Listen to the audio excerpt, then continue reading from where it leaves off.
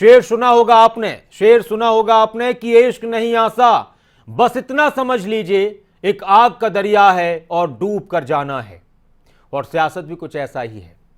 सियासत भी बड़ा ही पेचीदा, आग के दरिया की तरह, दरिया की तरह, खाई की तरह, कुएं की तरह, जिसके लिए जैसा जैसा हिसाब बन जाए उस तरह होती है। और जो कुछ रात को हरियाणा में राजनीति में हुआ वो बहुत दिलचस्प रहा, सबको चौंकाने वाला रहा। कुछ देर पहले खबर आई कांग्रेस के उम्मीदवार जीत गए, फिर बाद में पता चला कि कुछ कन्फ्यूजन था, रिकाउंटिंग हुई, तो फिर निर्दलीय उम्मीदवार जीते और जीतने वालों को बधाई, हारने वालों ने भी अपनी पूरी कोशिश की। लेकिन इस बीच एक शख्स जो इस वक्त सबसे ज्यादा अभी चर्चाओं में है, कुलदीप बिश्नोई, उनको लेकर एक बड़ी खबर आ रही है। कुलदीप बिश्नोई ने वोट कांग्रेस को नहीं दिया, क्रॉस वोटिंग की और उनका वोट बीजेपी जेजेपी समर्थित उम्मीदवार, निर्दलीय उम्मीदवार कार्तिकेय शर्मा के लिए बहुत फायदेमंद रहा। और अब कुलदीप बिश्नोई पर कार्रवाई हो सकती है पार्टी की तरफ से।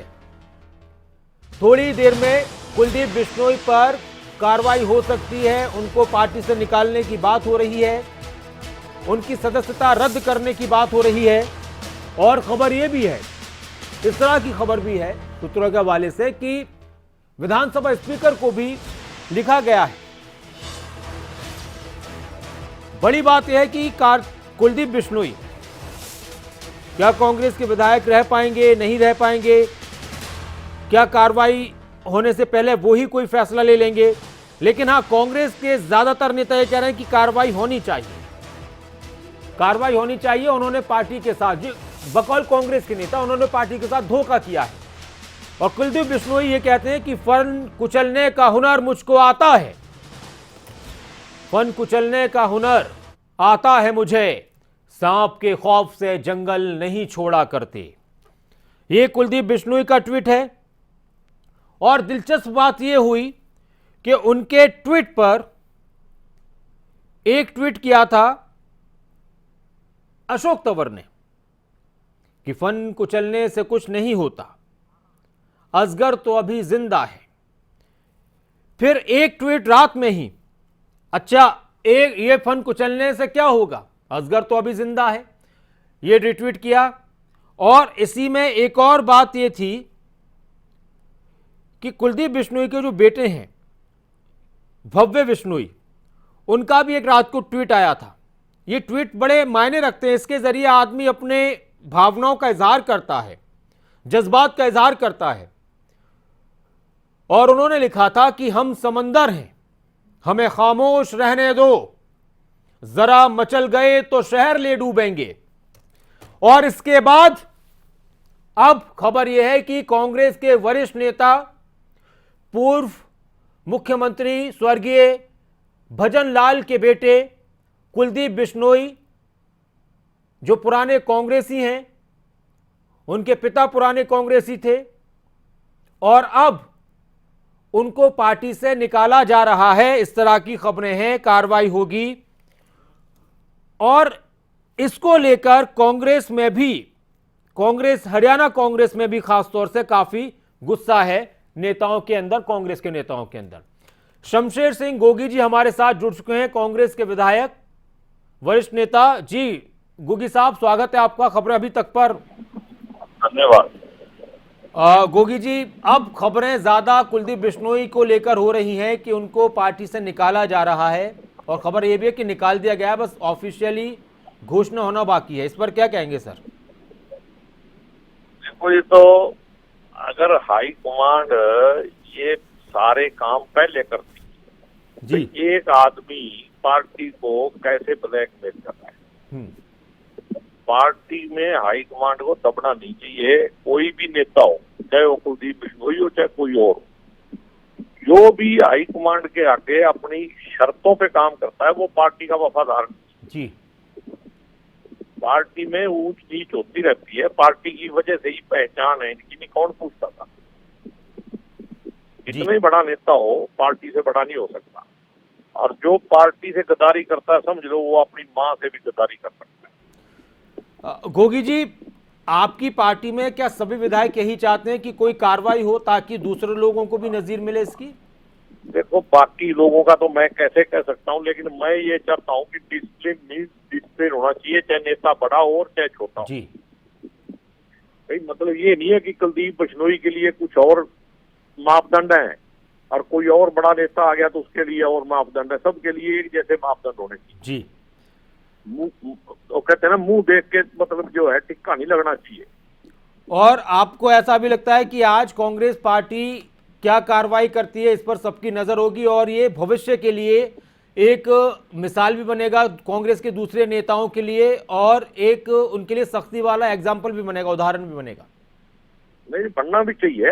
अगर मतलब डिसिप्लिन नहीं है तो पार्टी नहीं चल सकती। इतनी बड़ी पार्टी है, जिसका दिल करता है वही चौधरी बन जाता है। लेकिन गोगी जी, कुलदीप बिश्नोई जो बार बार वफादार अपने नेता से इसमें मिलना क्या चाह है? रहे थे, राहुल गांधी से मिलना चाह रहे थे और उनको नहीं, मिलने एक का वोट वक्त नहीं के दिया लिए जा रहा था। बहुत सारी ऐसी मैं चीजें तो उनकी तरफ से। इस मामले में मैं राहुल गांधी के फैसले से सहमत हूँ। अच्छा। भाई वोट के लिए क्यों मिले हो? आप पार्टी में वैसे मिलना चाहते हो, आप मिलो, लेकिन वोट के लिए कंडीशन लगाना ये तो गलत है ना। नहीं, वो तब से मिलना चाह रहे थे जब से उदय भान जी को अध्यक्ष मैं कह रहा बनाया गया हूँ है। कि बहुत सारे वो चिंतन शिविर चल रहा था, बहुत सारे बिजी काम है, पूरा देश देखना है। एक व्यक्ति के लिए अगर मतलब नहीं भी टाइम मिला तो सब्र भी होना चाहिए। मतलब इतने मतलब हर चीज अपने स्वार्थ से जोड़ के देखना, ये तो बहुत ही गलत बात है जी। तो अभी आप तक थोड़ी ऐसी खबरें, इन खबरों में दम तो है कि हाँ पार्टी उनको निकालने वाली है? ये मैं सुन रहा हूँ आप अच्छा। लोगों के माध्यम से, मीडिया में ही चल रहा है। अच्छा। बाकी मेरे पास कोई खबर नहीं है, लेकिन पार्टी जो भी कार्रवाई करे उसको सख्त कार्रवाई करनी चाहिए और आगे के लिए दूसरे लोगों को भी ये मैसेज होना चाहिए कि अगर कोई भी गलत करेगा, क्योंकि अगर डिसिप्लिन में आप व्यक्ति को बड़ा मान के जी। इधर है जी। ना, पहले यहाँ चले दफ्तर में, अगर इससे जो वफादार लोग होते हैं उनका नुकसान होता है और जो अपॉर्चुनिस्ट लोग हैं वो अपना फायदा उठा लेते हैं। तो इसमें पार्टी में मुंह देख के टिक्का नहीं लगना चाहिए, वक्त के हिसाब से फैसला नहीं होना चाहिए, फैसला सबके लिए एक जैसा होना चाहिए और डिसिप्लिन इज मस्ट। मैं समझ रहा हूँ आपकी बात को सर, बहुत गहरी बात आप कह रहे हैं कि अभी भी बाद में भी पार्टी में सबके लिए एक जैसा फैसला होना चाहिए। उसके आप जो लोग वफादार हैं, हाँ अब कुमारी शैलजा को जी अध्यक्ष से हटा दिया, उसने तो नहीं कोई शर्तें रखी, उसने तो नहीं कहीं कंडीशन रखी।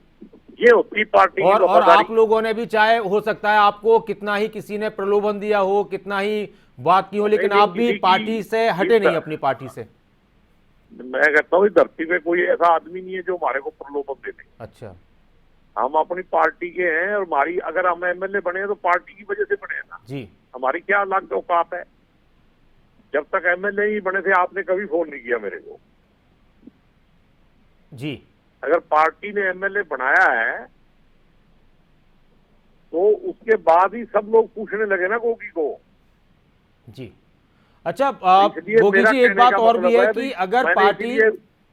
अगर आपकी पार्टी कांग्रेस पार्टी अगर इस तरह की कोशिशें पहले से ही करनी शुरू कर देती कि अगर कोई अनुशासनहीनता कर रहा है तो उन पर पहले से कार्रवाई हो रही है, तो शायद आपके जो प्रत्याशी हैं वो जीत भी जाते। एक वोट का बड़ा नुकसान हुआ है कांग्रेस को। और जनाब नुकसान तो एक वोट का नहीं हुआ, बहुत बड़ा नुकसान हो गया जी। ये कैसे हुआ इससे तो समीक्षा हो जाएगी, लेकिन बात तो उनकी लोगों की है जो जिन्होंने गद्दारी की जी। जो वफादार हैं उनकी तरफ पार्टी को ज्यादा ध्यान देना चाहिए। जो अपॉर्चुनिस्ट है उनको थोड़ा चिन्हित करके उनको भी मौके के हिसाब से थोड़ा सा कंट्रोल में रखना चाहिए। जी शमशेर जी, बहुत बहुत शुक्रिया हमारे साथ जुड़ने के लिए, खबरों अभी तक के साथ जुड़ने के लिए। शमशेर सिंह गोगी जो जाने जाते हैं कि अपनी बात वो बेबाकी के से रखें। और एक और कांग्रेस के बेबाक विधायक नीरज शर्मा जी हमारे साथ जुड़ चुके हैं। नीरज शर्मा जी, स्वागत है आपका खबरों अभी तक पर। मैं नासिर कुरैशी बात कर रहा हूं। नमस्कार जी शर्मा जी, ठीक है, जाहिर सी बात है कि आप पूरी तरह आश्वस्त थे कि आपके उम्मीदवार जीतेंगे, लेकिन लास्ट मोमेंट पे बहुत सारी ऐसी चीजें हुई और नतीजे आपके पक्ष में नहीं आए। लेकिन अब कुलदीप बिश्नोई को लेकर एक बड़ी खबर है कि उनको पार्टी से निकाल दिया गया है। इस पर आपकी प्रतिक्रिया चाहता था सर। देखिए साहब, कुलदीप बिश्नोई को निकाल दिया, बिल्कुल सही निर्णय है। और हम तो ये चाहेंगे, हम 28 विधायक 28 से 29 विधायक रहे वहाँ जी रायपुर के अंदर, अपने परिवार को छोड़ के। जी जिस काली भेड़ ने ये गद्दारी का काम किया है, पार्टी हमारी माँ है, जी माँ के संग गद्दारी करी है जिसने, उस काली भेड़ को भी पार्टी जल्द से जल्द निकाले। मेरी पार्टी के तमाम शीर्ष नेताओं से बात हुई है और हमने अपने नेता प्रतिपक्ष से भी डिमांड करी है, शीघ्र सीएलपी की मीटिंग बुलाई जाए। जो हमारे प्रभारी हैं, जो हमारे पोलिंग एजेंट थे, उनको भी मैंने फोन करके कहा है, मैंने जी नाम बताइए उस काली भेड़ का, जिस काली भेड़ ने हमारे तक तपस्या बलिदान का इतना बड़ा गलत काम कर दिया, अपनी माँ के संग गद्दारी करी। अरे कुलदीप बिश्नोई ने कम से कम सबको वोट तो दिखाई कि मैं नहीं दे रहा कांग्रेस पार्टी को वोट। गद्दारी से बच में चीज कोई नहीं समझ सकता, और मैं ये चाहूंगा ऐसे गद्दारों को पार्टी में बिल्कुल नहीं रखना चाहिए, और जैसे गद्दारों को पनाह दे उनको उससे पहले निकालना। आप नीरज जी ये कह रहे हैं कि जो वोट रद्द हुआ है उसके बारे में सबके सामने आना चाहिए और वहां पर भी कार्रवाई होनी चाहिए। बिल्कुल साहब, वो जो वोट रद्द हुआ है ना, वो कोई मानवीय भूल नहीं है, वो जानबूझ के गद्दारी की गई है, टिक का निशान लगाया गया है, टिक का। जी अगर जो होता है ना डंडा छोटा बड़ा हो गया, हाँ। ऊपर की लाइन में चला गया, नीचे की में चला गया, समझ में आता था कि आदमी से भूल चूक हो सकती है, दिखाने में गलती हो गई। ये तो साहब डंडे में और टिक के निशान में कोई फर्क ही नहीं आता। जी अच्छा नीरज जी, एक बार थोड़ा सा जब वोट डालते हैं तो वहां किस तरह का होता है, हमारे दर्शक भी आपको सुनना चाहेंगे, उनको थोड़ी जानकारी मिलेगी कि नंबर्स में कैसे टिक का निशान लगाते हैं, क्या क्या ध्यान रखना होता है। देखिए साहब क्या होता है, बड़ी टेक्निकल वोट होती है राज्यसभा की। जी सबसे पहले हम लोग विधानसभा कमेटी रूम के बाहर एक हमारा वेटिंग रूम था, जी जिसके अंदर हम विधायकों को अपना आई कार्ड दिखाना होता है। हालांकि सबको पता हम विधायक हैं, फिर भी जो प्रोविजन है प्रोविजन है। ठीक। उसके बाद हमारे शरीर के अंदर कोई इलेक्ट्रॉनिक डिवाइस नहीं होता। अच्छा। ना कोई घड़ी, ना मोबाइल, ना कंप्यूटर, कोई भी ऐसा इलेक्ट्रॉनिक डिवाइस नहीं। कोई हमारे पास पेन नहीं होता, ये सारी चीजें वहाँ डिपॉजिट हो जाती है। ठीक। उसके बाद एक भाई वोट डालने अंदर जाता है, साथी विधायक, दूसरा भाई जो क्यू में खड़ा है, इतना डिस्टेंस रहता है, अंदर क्या हो रहा है वो भी नहीं देख पाता। अच्छा। जब हम अंदर जाते हैं, जाते के संग हमसे साइन कराए जाते हैं, हमको एक बैलेट पेपर फोल्ड करके दिया जाता है। अच्छा। उसके बाद वहाँ विधानसभा का एक कर्मचारी बैठा होता है, वो कर्मचारी हमारे को एक स्पेशल पेन देता है। वो पेन लेने के बाद हम एक बंद कमरे में जाते हैं, जो कि मतदान गुप्त होता है, आप सबको पता है। हम उस बैलेट पेपर को खोलते हैं। खोलने के बाद पहला कॉलम प्रत्याशी के नाम का होता है, दूसरा फोटो का, तीसरा एक खाली बॉक्स होता है। अच्छा। उस बॉक्स में हमको सीधी लंबी एक लकीर खींचनी होती है। अच्छा। उस लंबी लकीर बिल्कुल छोटी भी नहीं होनी चाहिए और उस बॉक्स के पार भी नहीं जानी चाहिए।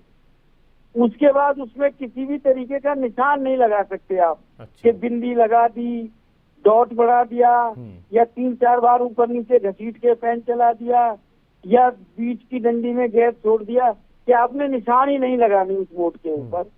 उसके बाद उस पेपर को हमें बंद कमरे में ही फोल्ड करना है। अच्छा। मैं फिर कह रहा हूँ, उस पेपर को बंद कमरे में ही फोल्ड करना है। जब हम फोल्ड करके बाहर निकलते हैं तो जितनी भी पार्टियों के कैंडिडेट हैं, उनके पोलिंग एजेंट होते हैं, सबके कैबिन बने होते हैं, वो कुर्सी डाल के बैठे होते हैं।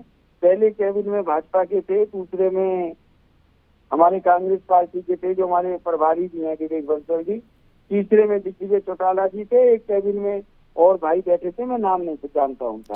उसके बाद एक तो ये कि हम उस कमरे में दूर से ही उनको वोट खोल के दिखा दे जी। उसमें ये डर रहता है कि अगल बगल वाले ने देख ली हमारी वोट तो कैंसिल हो जाएगी। ठीक। उसके लिए हम लोग कैबिन के अंदर घुस के बिल्कुल उनके सामने उस वोट को खोल के दिखाते हैं जी कि हमारे उनके शरीर के बीच में 6 इंच का भी फर्क नहीं होता। और उसके बाद यहाँ पर फिर एक टेक्निकल पॉइंट है जी कि हमको उस वोट को फोल्ड भी नहीं करना है जी, पीठ घुमा के फोल्ड नहीं करना जो बाकी लोग देख पाए। अच्छा। उसको हम वहाँ फोल्ड कर देते हैं। फोल्ड करने के बाद सामने बैलेट बॉक्स होता है, हम उसके अंदर डाल देते हैं। पहली बात तो जिस भी प्रत्याशी ने ऐसी गद्दारी करी थी, संग के संग पता लग जाना चाहिए था, क्यों नहीं पता लग पाया। जी। बड़ी दुर्भाग्य की बात अच्छा, है। मैं ये पूछना चाह रहा हूं आपसे एक आखिरी प्रतिक्रिया की खबरें ये हैं कि किरण चौधरी उनका वोट कैंसिल हुआ है, इसके बारे में आपको क्या जानकारी है, क्या कहेंगे?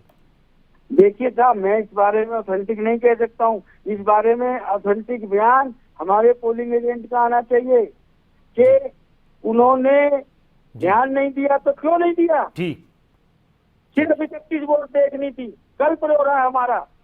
और जिसने ये गलत काम किया उसका नाम सार्वजनिक हो, चलिए। उसके इलाके की जनता को पता लगना चाहिए कि जनता ने जिस दल पे चुन के भेजा उसने उस दल से गद्दारी करी, जनता को बेच खाया, अपने दीन ईमान को बेच खाया, और परमपिता परमात्मा ऐसे गद्दारों को कभी माफ नहीं करेंगे। शुक्रिया नीरज शर्मा जी हमारे साथ जुड़ने के लिए। कांग्रेस विधायक नीरज शर्मा कह रहे हैं कि उन लोगों को भी बाहर करा जाए पार्टी से जिनका वोट रद्द हुआ है, उनका नाम सार्वजनिक किया जाए। हमारे साथ निर्दलीय विधायक नैनपाल रावत जी जुड़ चुके हैं। स्वागत है आपका नैनपाल रावत जी खबरें अभी तक पर। जी बहुत बहुत धन्यवाद भाई साहब। नैनपाल रावत जी, आपने समर्थन किया था, उसके लिए शुभकामनाएं कि आपके जो प्रत्याशी थे, आपने जिनका समर्थन किया वो जीते हैं। जी बहुत नैनपाल रावत जी, किस तरह से अब कुलदीप बिश्नोई को लेकर एक खबर आ रही है कि पार्टी उन पर कार्रवाई कर रही है, उनकी पार्टी उनको निकाल रही है, हालांकि उनकी पार्टी का विषय, लेकिन आपका समर्थन क्या? उन्होंने आप लोगों के जो कैंडिडेट थे उन्हीं को उन्होंने वोट डाला, इस पर क्या कहेंगे? जी बिल्कुल, देखिए ये पहले से ही जानकारी थी कि कुलदीप बिश्नोई जी जब तक राहुल गांधी से नहीं मिलेंगे जी, और तब तक वो जो वोट है वो कांग्रेस के कैंडिडेट को नहीं देंगे, ये जग जाहिर था। दूसरा, ये पार्टी का अंदरूनी मामला है, कांग्रेस के विषय में शायद मैं ज्यादा नहीं बोल पाऊंगा। मैं तो इतना ही कहूंगा कि उन्होंने अपने मन से जो वोट दिया है मैं तो उसका स्वागत करता हूं, क्योंकि इसके पीछे कारण एक बहुत बड़ा है कि कांग्रेस ने हमेशा भाई भतीजावाद की राजनीति की है। इन्होंने कभी जनहित में कोई निर्णय लिया ही नहीं। जैसे कि ये जो राजनीतिक घराने हैं, ये जो कुलदीप जी हैं, ये राजनीतिक परिवार से हैं। इनके पिताजी कई बार मुख्यमंत्री रहे हैं इस हरियाणा प्रदेश के, चौधरी बंसीलाल जी कई बार मुख्यमंत्री रहे हरियाणा प्रदेश के, और किरण चौधरी आज के समय में कांग्रेस की विधायक हैं। तो सारी चीजें, मान लीजिए सीएलपी का जो अपने इसका जो लीडर है विपक्ष का, वो भी माननीय भूपेंद्र हुड्डा को बनाया हुआ है। जब यहाँ से राज्यसभा सदस्य की बात आई तो उन्होंने दीपेंद्र जी को खड़ा कर दिया, उनको लड़ाया, उनको जिताया।